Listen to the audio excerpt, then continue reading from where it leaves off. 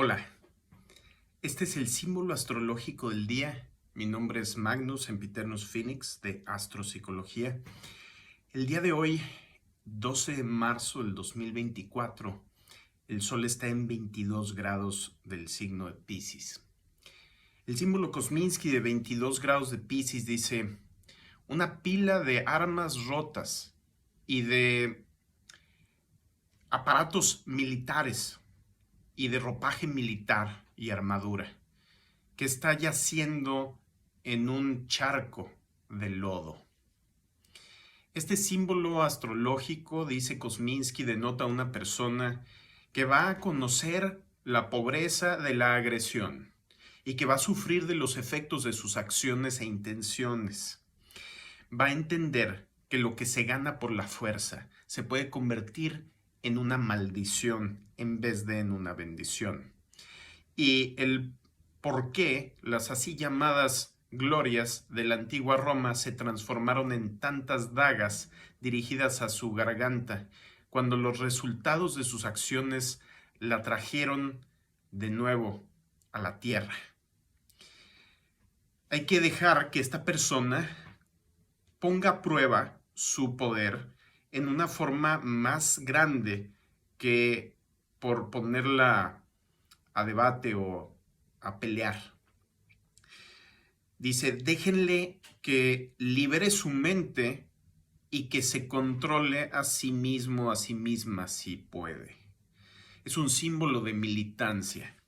Y claro, este tercer decano de Piscis, donde se quiere conquistar todo, como ese Plutón y Marte que rigen el tercer decano, donde la forma de participar con el resto del universo es por medio de la conquista militar, por medio de la agresión, por medio de la seducción, por medio de la manipulación escondida, por medio de los conflictos de interés que llegan a destruir cualquier intención que tengamos en realidad. Entonces, del otro lado está Venus rigiendo el tercer decano de Virgo, donde lo único que discernimos a un bajo nivel de conciencia es aquello que nos gusta y no realmente aquello que entendemos. Tal vez es el punto de madurez de ese decano cuando nos llega a gustar lo que nos hace bien y no nada más cuando creemos que lo único que nos hace bien es aquello que nos trae placer o nos gusta inmediatamente.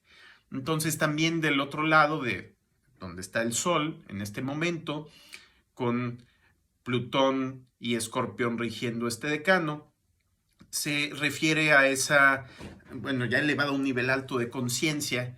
Puede ser el momento donde nos dedicamos a penetrar los secretos del universo, lo que está escondido, lo que esconden esas intenciones secretas, lo que esconden esas, digamos, manipulaciones y lo que esconde ese intento de dominar a todo, de absorberlo a todo, a través del poder, a través de la fuerza, a través de la agresión o de la manipulación.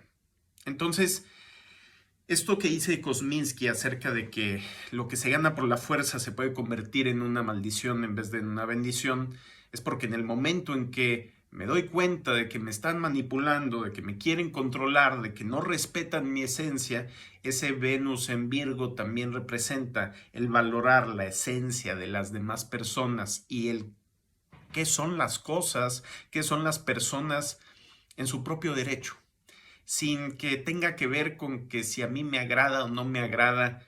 Es para el universo, para sí misma, qué es esta persona, qué es esta sustancia, qué es esta situación. Fuera de mis sesgos, fuera de mis traumas, fuera de mis intereses personales, qué es objetivamente la naturaleza de esta situación, de esta persona, y cuál es mi propia naturaleza en esta situación. Puedo observar mis propias compulsiones, puedo observar mis conflictos de interés, mis contradicciones internas, o finalmente me van a acabar autodestruyendo.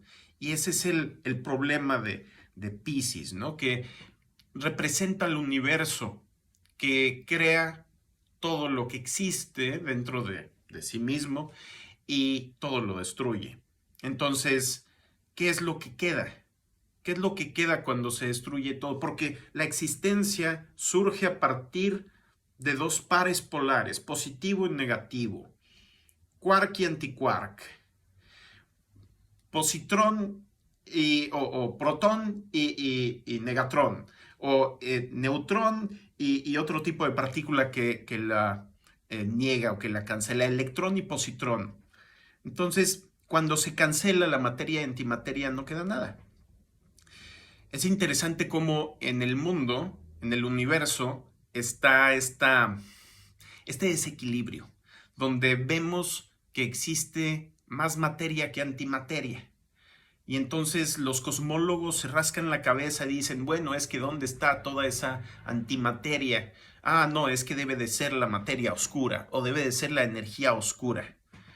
Pero en realidad, si vemos el resto de la naturaleza, podemos ver, por ejemplo, que las moléculas derivadas de los procesos orgánicos, ¿sí?, se generan casi siempre en una orientación diestra, ¿sí? O sea, una molécula tiene una estructura química que está orientada hacia la derecha, mientras que la antimolécula o la molécula homóloga que está hacia la izquierda, el iso, eh, la isoforma de esa molécula es muy rara, no existe. Por ejemplo, el azúcar que consumimos y que nuestras células consumen para generar energía, para generar ATP, que es el trifosfato de adenosina, ¿sí? Generalmente tienen esta forma, esta orientación hacia la derecha. Y si presentamos al organismo esta azúcar izquierda, zurda, no nada más, ok, sí sabe a azúcar, pero no podemos metabolizarla.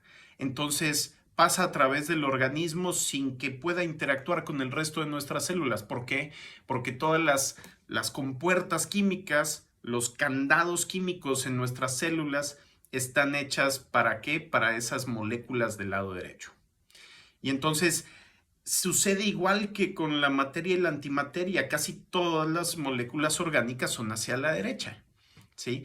Y de hecho son difíciles de sintetizar esas moléculas opuestas porque generalmente cuando se pudiera manufacturar una molécula orgánica con bacterias o con algún tipo de proceso derivado de la bioquímica natural, es más difícil hacerlo con algo que no tiene ese proceso naturalmente establecido. Entonces no podemos meterlo a un reactor con bacterias para que, o hongos para que transforme una sustancia en la que queremos, sino que se tiene que hacer químicamente desde cero.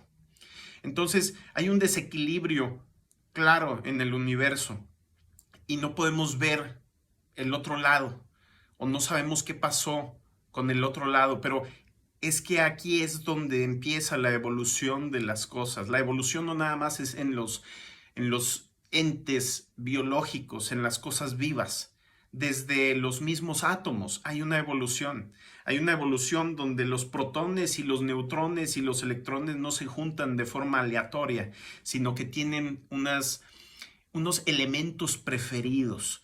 Por ejemplo, la densidad o la distribución de los elementos en la corteza de la Tierra o en el sistema solar o en una estrella no es aleatorio, tiene que ver con qué tan fácilmente se pueden producir unos elementos y qué tan difícil se pueden producir otros.